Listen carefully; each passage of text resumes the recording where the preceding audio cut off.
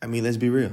If you really knew that you were designed for the throne, would you spend so much time walking with your head down through the dark and lonely valley? I mean, that's a genuine question. I know I wouldn't. So that's where I start my revision, my self-evaluation with the honest reflection that there are things that I say that I know that I seem not to know. And I mean, this list goes on for days. I say that I know that I'm an eternal being, but I spend all of my physical existence running away from my concept of death.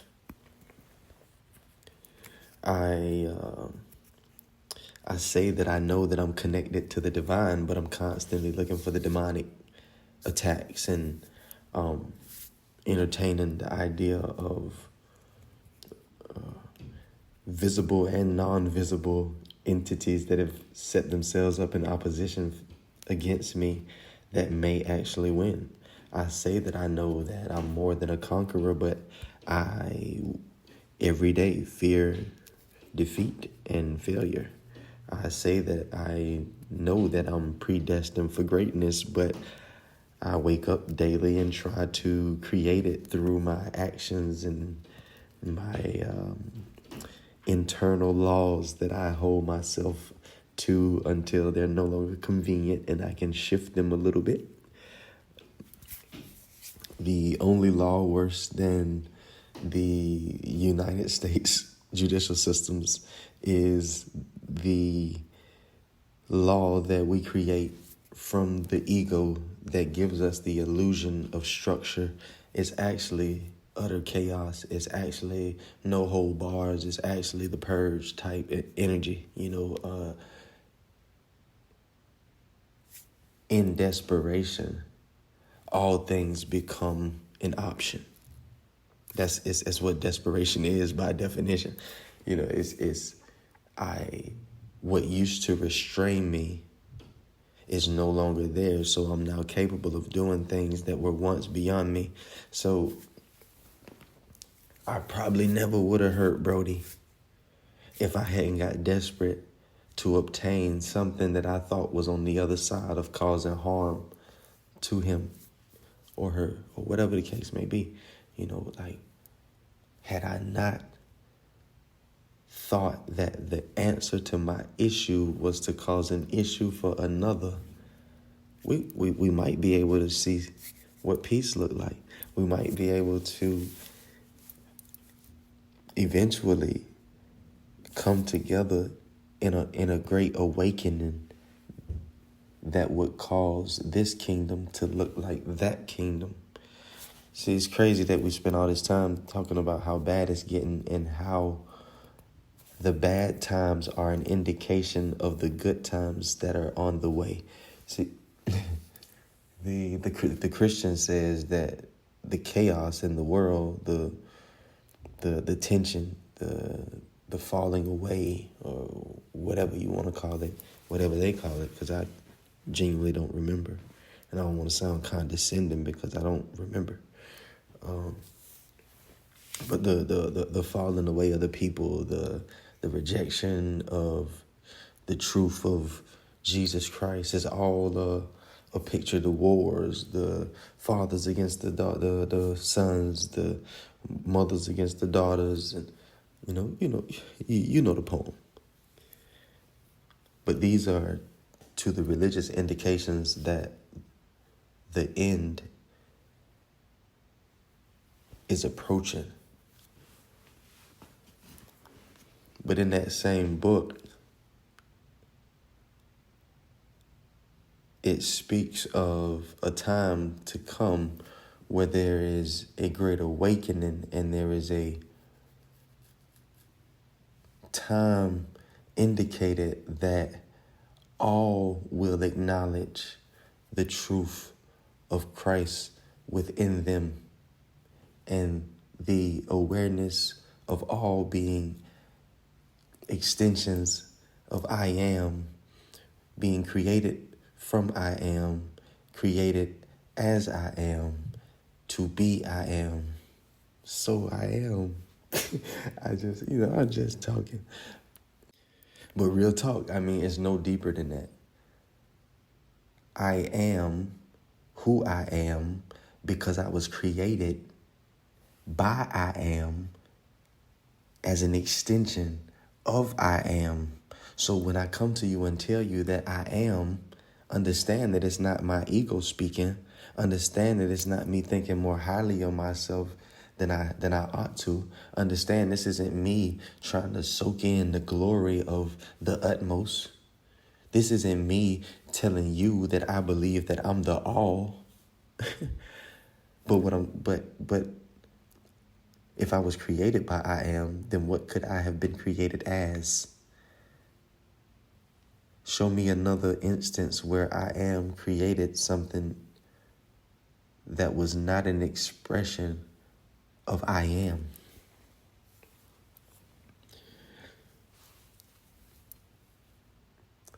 And the gift and the curse of being the greatest creation of I am, or the most highly esteemed creation of I am by I am, is the fact that I am given the choice to rebel.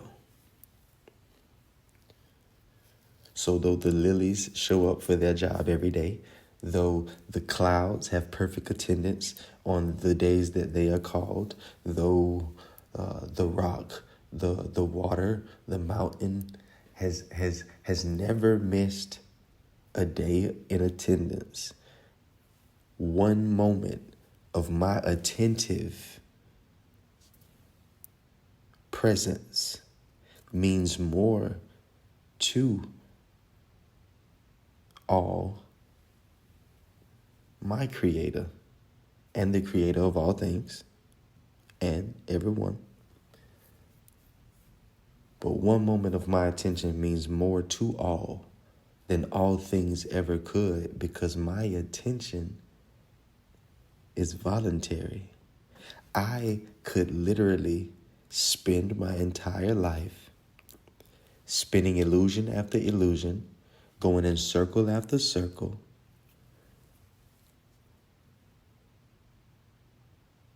accomplishing nothing, worrying myself, and totally missing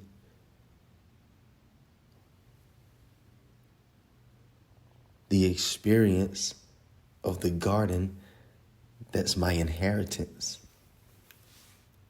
Who in their right mind would trade in time spent in a garden where everything is provided for you, where there's no such thing as lack, because as things are utilized, they're being replenished. There's no such thing as separation, because all are joined together and connected as one and share the mutual experience of the tranquility of such a garden. And we trade the garden in for a battlefield.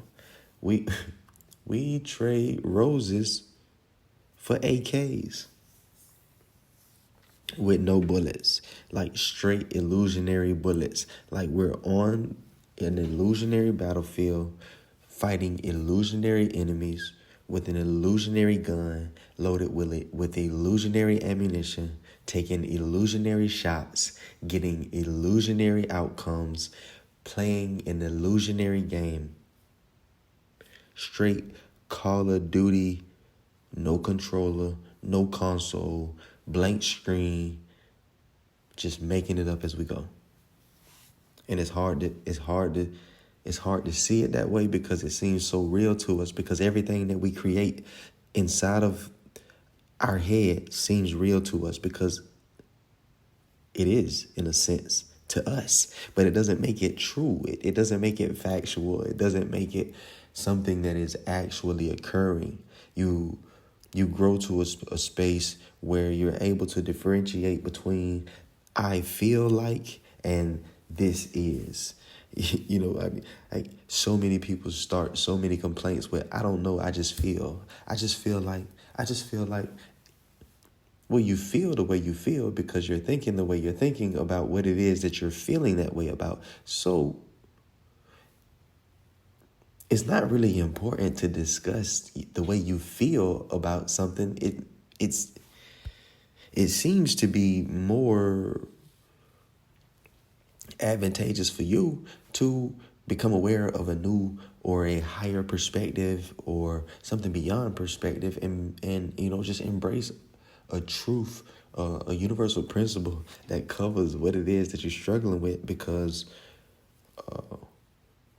it seems like there's a part of all of us that enjoys wrestling with things that are unchangeable, chasing things that are unattainable. I mean, you can look at all of our childhood, and behind all of us is the relentless chase of a reflection that we were so infatuated with, the idea of capturing and making ours, only to either one, actually capture her or him and see that it was not what we thought it was, because the thought of a thing we know is never as good as it actually is, because we don't have an attachment to the actual thing.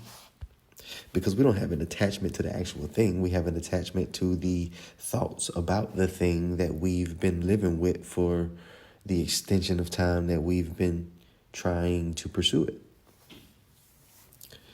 So I either acquire it and I'm dissatisfied with it and I want to replace it, or I don't obtain it and I eventually land in a mental space that tells me I've found something that was way better than that last person or thing that I chased. So it was a blessing in disguise that I didn't get that. Because look at what I ended up with. I ended up with this, and this is so much better than that. Sounds like comparison. Sounds like a thief has came and stole your joy, and you're trying to reobtain a positive feeling by tearing down a reflection through the use of projection. And understand, anytime you go in and have a conversation with yourself, or anytime you go in and you gather up the legion of voices, you gather up this legion of ego-driven, ego-created, ego-infested, nasty thoughts. Anytime you huddle up with them, you get the same outcome. You're always going to end up calculating the reasons why you're so much better than who it is or what it is that you're judging and assessing at the time. Like, why? Why didn't anybody tell you or tell me that we were designed, we were built, we were born to be kings? And I'm not talking about that, oh, you from Africa, you really, bruh. I'm talking about right now. I'm talking about beyond skin complexion. I'm talking about beyond social status. I'm talking about beyond family name. I'm talking beyond all of that. I'm talking about before you ever stepped foot inside of that flesh suit, you were designed to reign. You were designed for the throne. You were designed for dominion, power, real power, like authority. When I say you sit on the throne in your life, what I mean by that, it's just another way of saying nothing takes place inside of your presentation that doesn't belong to you. Like, nothing happens inside the kingdom without the king giving the order and creating the strategy and deciding who's going to carry out what roles in what's being done. It's what a king is. It's what a king does. And whether you do it consciously or subconsciously, you've been doing it your whole life. And if you've been doing it without consciously participating in that act from a place of truth, then you have no doubt, like all of us do at some point, and like like some people still doing right now, you've no doubt ran in circles.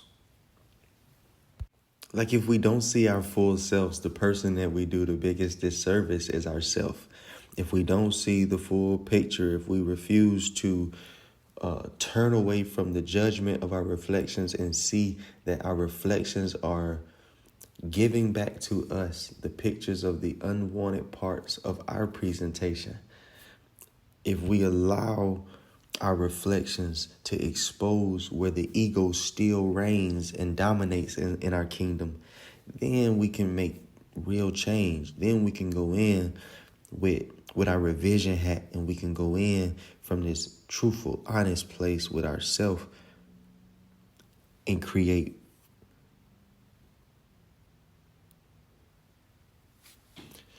new habits that facilitate growth and happiness and peace, the same way we created the poor habits that led us into struggle, strife, and striving. What do you do as king when you hear that there's an attack in your kingdom? What do you do? Do you run and hide, or do you assemble your troops? Or are your troops illusionary, or are your troops truth? Are your troops really there to fight for you, or are your troops from the ego waiting to turn the knife and the sword and the gun on you? I promise you, things don't look so bad when you take your rightful position. When you've seated yourself in your seat on the throne, instead of walking through the valley, everything takes on a new perspective. The things that used to look big are small. The things that used to be small become big to you.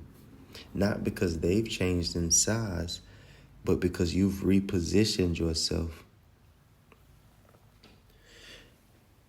And it's funny because we've been under the impression since we were children that we knew how to reposition ourselves. But the fact that we've constantly needed repositioning after repositioning ourselves lets us know that we're not as skilled at repositioning ourselves as we think we are. I could move my body 1,000 times, but if I never deal with my internal state, I never deal with my inner dialogue, I never deal with my fears, I never deal with my attachments, I never reconcile with the things that I fret over, no matter where I take my body, eventually my physical expression will become the outpicturing of what I assume to be true, which is there's really something to fret over. Things really can hurt you, and terrible things are on the way. It really makes no sense the way we approach life most times when we're living on autopilot. We'll tell people that we want the best for ourselves, but when we speak on the things that we expect to come of the outcomes and the things that we set out to accomplish, there seems to be such a anticipation of unwanted outcomes. And then there's the popular narrative that, oh, well, we learn to do that as the defense mechanism so that if we don't set our sights too high, we can't be too disappointed. And it's like, that's an absolute lie, because you've lived your entire life expecting terrible things to come, but yet still disappointed. You've lived your entire life trying to forecast terrible outcomes and still run into desirable ones. And at what point, in the game of basketball, it's like if my jump shot isn't falling, at what point do I put the ball on the ground and try to get a layup? At what point do I try to take a mid-range jump shot? At what point do I try to make an assist to another teammate who's possibly dealing with a hotter shot that night? Like if I'm getting outcomes that I don't want from applications that I'm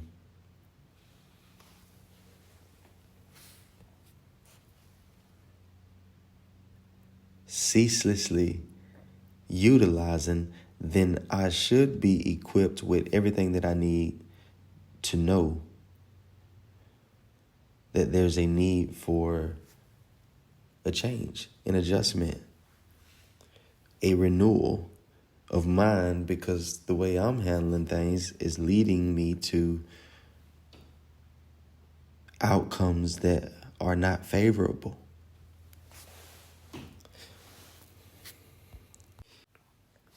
It's impossible for you to be a good king leading by fear, because inside of fear, love is not possible.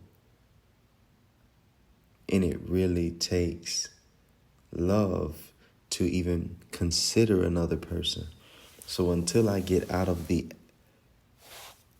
obsessive relationship that I have with fear, I'm not even capable of thinking about another person, let alone loving another person.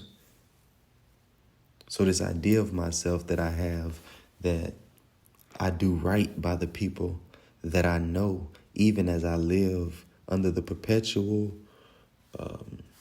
terror of fear, it's a misconception. It's something that I tell myself to keep myself from having to make a change, because there is something in my picture that I do not like about myself. Self-denial is an inescapable prison, because it's a prison that you will not even admit that you're in. You went through intake, you went through booking, you got your cell, you show up for chow every day. But even on your release date, which is any day you very well so please in this prison, you're not free to go, because you won't even admit that you're there. So how can you take the invitation to leave a place that you won't even acknowledge you've arrived at? Isn't it ironic that we trade our places in the palace for prisons? Isn't it crazy that we refuse to sit on a throne because we'd rather be confined to a cell? Like, we can't know. We can't know how great the throne is when we so quickly walk off and abandon it. We can't know how reliable, how dependable, how abundant, how blessed, how irreversibly empowered our higher self is to snatch the throne from the higher self and give it to the illusionary version of ourself that we created in the darkness when we didn't even know that we were building. If you be honest, you refuse to take the crown from your ego and give it to your higher self out of complete ignorance of who your higher self is, and out of familiarity of who your ego has been. But it's crazy, because you really have never acknowledged who your ego has been in your life. You've really never acknowledged that your ego is your creation. You've really never acknowledged that your ego is not even a true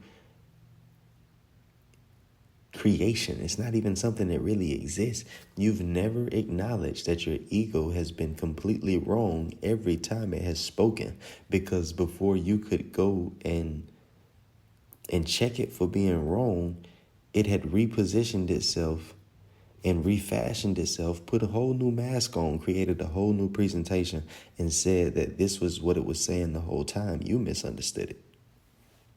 You have no idea. You say you hate haters. You say you hate liars. You say you hate people who phony. You say you hate people that's fake. But your ego that you spend so much time with every single day, all day with, is the fakest, phoniest person you've ever known. And that's why you refuse to acknowledge the truth about it. Because if you acknowledge the truth about it, it would break your heart, because it would shatter the picture of you that you carry and you hold so highly.